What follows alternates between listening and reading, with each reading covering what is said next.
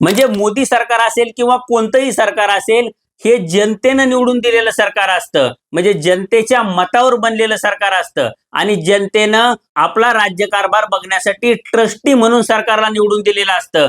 पण सरकार ट्रस्टी म्हणून न वागता मालक म्हणून वागतं की काय, अशी परिस्थिती निर्माण झाली. म्हणजे आमच्या विरोधात कोणी बोलायचं नाही, आमच्या पक्षाच्या विरोधात कोणी बोलायचं नाही, आमच्या विचारधारेच्या विरोधात कोणी बोलायचं नाही. म्हणजे विचारधारेच्या विरोधात बोललं म्हणून लवंडे सरांना अटक झाली आणि त्यांना काल ताब्यात घेऊन पोलीस वाघोलीला घेऊन गेले. या सगळ्या गोष्टी घडत असताना जर जनतेचा जो आवाज आहे किंवा जनतेचा जो रोष आहे ते भाजप अशाच प्रकारे दाबत राहिलं किंवा सरकारी यंत्रणेचा वापर करून त्या गोष्टी त्यांनी अशा प्रकारे दाबल्या, तर एक दिवस नेपाळ सारखा किंवा बांगलादेश सारखा स्फोट सुद्धा भारतामध्ये होऊ शकतो आणि या स्फोटामधून जेनजी किंवा बेरोजगार तरुण हे रस्त्यावर सुद्धा उतरू शकतात, हे आपण लक्षात घेतलं पाहिजे. त्यामुळे मोदी सरकारनं अतिशय लोकशाही पद्धतीनं आणि अतिशय स्पोर्टिंगली या गोष्टी घेतल्या पाहिजेत आणि बेरोजगार तरुणांचा असेल किंवा वैचारिक विरोधकांचा असेल, यांचा संविधानिक अधिकार हा मान्य केला पाहिजे आणि फक्त मान्यच केला नाही पाहिजे,